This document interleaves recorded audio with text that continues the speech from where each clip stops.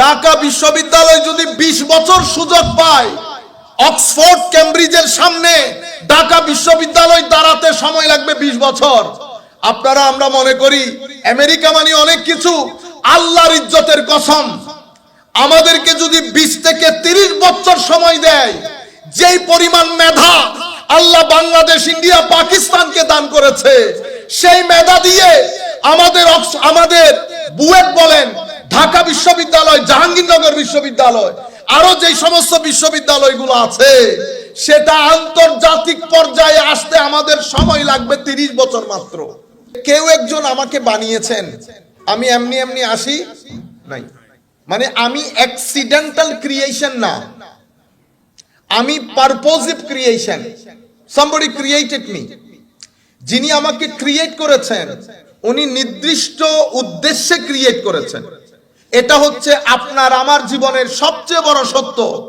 এই সত্য যদি আপনি তরুণ প্রজন্মের কাছে উপস্থাপন করতে না পারেন, তরুণ প্রজন্মকে যদি কনভিন্স করতে না পারেন, তরুণ প্রজন্ম যদি তার অস্তিত্বের, আবারও বলছি, তার অস্তিত্ব বলতে শুধু শারীরিক অস্তিত্ব না, তার শারীরিক এবং মানসিক অস্তিত্বের যিনি সবচেয়ে বড় কারণ, এবং শারীরিক মানসিক অস্তিত্বের সবচেয়ে বড় সাপোর্ট যেই জায়গা থেকে আসে, সেটা আমার আল্লাহ, সেটা আমার স্রষ্টা। আমার জ্ঞান যদি আমাকে এই অকৃত্রিম সত্যের সাথে কানেক্টেড না করে, তাহলে জ্ঞান হয় নাই। সেই কারণে আমার আল্লাহ জ্ঞানের 2টা স্টেশন বানিয়েছেন। একটা স্টেশন মাথায়, একটা স্টেশন কলব বাতেনে, 2টা স্টেশন জ্ঞানের। চোখ, কান, মুখ এগুলা দিয়ে আপনি জ্ঞান অর্জন করবেন, কিন্তু জ্ঞানটা প্রসেস হয় ব্রেইনে। আপনি সবার দৃষ্টি আকর্ষণ করব, কেউ উঠা বসা করবেন না, কোনো আওয়াজ শব্দ করবেন না বেটা। তাইলে জ্ঞানটা প্রসেস হয় ব্রেইনে, আপনার বাক্য তৈরি হয় ব্রেইনে। আপনি, এটা হচ্ছে ডেলিভারি সেন্টার, এখান দিয়ে ডেলিভারি দেন, কিন্তু মূল সেন্টেন্স তৈরি হয় কোথায়? ব্রেইনে। কিন্তু এই বাক্যের সাথে যদি আপনি মহব্বত মিশাইতে চান অথবা ঘৃণা মিশাইতে চান, তো ব্রেইন মহব্বতও মিশ্রণ করতে পারে না, ঘৃণাও মিশ্রণ করতে পারে না। এই 2টার মূল সেন্টার কোথায়? এখানে। কোথায়? কলব বাতেনে। তাইলে আপনার কাছে জ্ঞানের 2টা স্টেশন, একটা মাথায়, একটা কলব বাতেনে। মাথার মধ্যে আমার আল্লাহ এই ছোট্ট খুলির মধ্যে যে ব্রেইন আপনাকে দান করেছে, পুরা পৃথিবীর সৃষ্টি লগ্ন থেকে আজকের দিন পর্যন্ত আমরা এখনো 35% ইউজ করেছি। কেউ বলেছে 30% ইউজ করতে পারি নাই। এতটুকুন ইউজ করে কেউ আইনস্টাইনও হয়েছে, হয়ে আমার আল্লাহকে অস্বীকার করে। তবে মনে রাখবেন, পৃথিবীর কোনো বড় দার্শনিক, পৃথিবীর কোনো বড় বৈজ্ঞানিক, আমি এই রাস্তাঘাটে হাঁটা আমাদের দেশের 2 পয়সার মুখ বিজ্ঞানীর কথা বলতেছি না। আপনারা বলেন হুজুর অমুক বিজ্ঞানী অস্বীকার, গত পরশু একজন বলতেছে অমুক বিজ্ঞানী অস্বীকার করেছে। আল্লাহ, আপনারা ওই জায়গায় ভুল করছেন, যে ভুলটা আমার ক্ষেত্রে করছেন। আমারে আপনারা আল্লামা বানাইছেন না, আমি আল্লামা না, আমি মৌলানা। এগুলা উপরের শব্দ, আপনারা এগুলোরও 12টা বাজিয়েছেন। তো বিজ্ঞানও এমন জায়গায় ফিট করেছেন, সেই ব্যক্তি না বিজ্ঞানের আগা জানে, না বিজ্ঞানের গোড়া জানে। পৃথিবীর কোনো বড় বিজ্ঞানী, পৃথিবীর কোনো বড় দার্শনিক আল্লাহর অস্তিত্বকে অস্বীকার করে নাই, কারণ এটা তারা এফোর্ড করতে পারবে না। বলে দেওয়া সহজ, এটা তো আর মাহফিল না, যা মন চাই বলে গেলেন। এটার মধ্যে আমি যদি আমার চাচাকে এম্বারেস করতে চাই, বুঝতে পেরেছেন, তা আমি 2টা কথা এখানে বলে দিলাম। উনি বেচারা ভদ্র মানুষ, তো উনি কি করেছেন, মুখটা নিচে করে চলে গেছেন, কারণ এটা আমার হাতে। তো সব জায়গায় এগুলা চলে না, জ্ঞানের মজলিস আলাদা, তো বলতে চাচ্ছিলাম, পৃথিবীর কোনো বড় দার্শনিক, বড় বৈজ্ঞানিক কেউ আল্লাহর অস্তিত্ব অস্বীকার করাকে এফোর্ড করতে পারবে না, বলেও নাই। সেই কারণ আপনি বলতেই পারেন না। এটা আপনার সাবজেক্ট ম্যাটারই না, এটা আপনার সাবজেক্ট।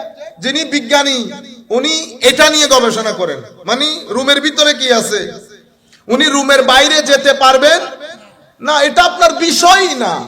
আপনি চালান কার, আপনি এরোপ্লেন নিয়ে কথা বলতে পারবেন? কারওয়ালা যদি এরোপ্লেনের ফতোয়া দেয় কেউ গ্রহণ করবে? ঠিক সেরকম, মানে কারওয়ালা এরোপ্লেনের ফতোয়া এফোর্ড করতে পারবে না। তাইলে জ্ঞানের দুটি স্টেশন আল্লাহ আপনাকে দান করেছেন, একটা ব্রেইন, একটা কলব বাতেন। মোহব্বত, হায় হায়, ঘৃণা, ঈমান। ঈমানের সেন্টার ব্রেইন না, ব্রেইনকে বলি আসবাব বা সবব, ওয়াসিলা। ব্রেইন দিয়ে আপনি ওখানে পৌঁছাবেন, কিন্তু জ্ঞানের সেন্টার বানানো হয়েছে কোথায়? কলব বাতেনকে। এই জন্য আমার নবী সাল্লাল্লাহু আলাইহি ওয়াসাল্লামকে আল্লাহ যে দায়িত্ব দিয়েছেন, সে দায়িত্বের মধ্যে অন্যতম দায়িত্ব হচ্ছে এই সেন্টারটাকে কি করা? পরিষ্কার করা। এই সেন্টারটাকে পরিষ্কার করা। মনে রাখবেন, মানুষের ভিতরে আল্লাহ, মানুষকে আরবির মধ্যে হাইওয়ান বলে, সাথে আরেকটা শব্দ ইউজ হয় নাতেক। আমাদের এখানে কেউ কাউকে হাইওয়ান বললে কি যে রাগ করে, অথচ হাইওয়ান কিন্তু গালি না। হায়াওয়ান মানে কি? প্রাণী, যার ভিতরে কি আছে? প্রাণ চঞ্চলতা আছে, তাকে হাইওয়ান বলে। যেমন আমাদেরকে কেউ যদি জানোয়ার বলে, আমরা রাগ করি না, কিন্তু সেটা মিথ্যা। জানওয়ার, জানওয়ার, যার ভিতরে জান আছে, তো উনি তো মিথ্যা বলে নাই। তো সব সত্য সব জায়গায় বলতে নাই, মাইর খাইতে হয়। তাইলে মনে রাখবেন, এটা খুব গুরুত্বপূর্ণ জিনিস। আপনারা এখানে যারা বসেছেন সব একই লেভেলের শ্রোতা না, আমাদের এখানে 3 লেভেলের শ্রোতা আছে। এখন আমি কথা বলার সময় খুব সাবধানতা অবলম্বন করতে হয়, এডিট করতে হয় কথাবার্তার মধ্যে। আমরা চাচ্ছি বক্তব্যের এই জায়গার মধ্যে একটা বড় পরিবর্তন আসুক। যদি এই পরিবর্তন আমরা করে যেতে না পারি, তো আজ থেকে 10 বছর পরে মাহফিল যেগুলা হবে, সেই মাহফিলের যারা শ্রোতা হবে তারা আপনাদের থেকে পরিপূর্ণরূপে ডিফারেন্ট হবে, তাদের টেস্ট ডিফারেন্ট হবে, তাদের আন্ডারস্ট্যান্ডিং ডিফারেন্ট হবে। এদের কাছে দিন পৌঁছানোর উপর ডিপেন্ড করবে তারা মুসলমান থাকবে কি থাকবে না। আপনারা বুঝতে পেরেছেন? আমার দাদা দাদিরা যারা তাহাজ্জুদ পড়ে, তাদের নাতি নাতনিরা শুধুমাত্র জুমার নামাজে যায়, শুধুমাত্র জুমার নামাজে। আপনি আপনার ছেলেকে মনিটর করেন, দেখেন তার চিন্তা চেতনা কেন, কারণ সে এমন জায়গার সাথে কানেক্টেড, দিন রাত ওই কানেকশন সে মেইনটেইন করে, ওই কানেকশন সে মেইনটেইন করে। সেটা হচ্ছে ওয়েস্টার্ন ওয়ার্ল্ডের সাথে কানেকশন। যে এলাকার সাথে সে কানেকশন রাখে, সেই এলাকা চায় আপনার ভিতর যেন ধর্মের গ্রিপ লুজ হয়ে যায়, ধর্মের গ্রিপ লুজ হয়ে যায়। তাকে দিন ও রাত এগুলা বলে বলে তাকে কনভিন্স করা হয় যে দিন মানি ব্যাকওয়ার্ডনেস, দিন মানি ব্যাকওয়ার্ডনেস, পশ্চাৎপদতা। এটা সে তাকে বলা হয়। ব্যক্তি ক্ষেত্রেও কিন্তু সে একই জিনিস দেখে। সে মাদ্রাসায় দেখে গরিবের ছেলে যায়, এবং আমাদের এখানে ব্যাঙের ছাতার মতো আপনারা মাদ্রাসা বানিয়েছেন।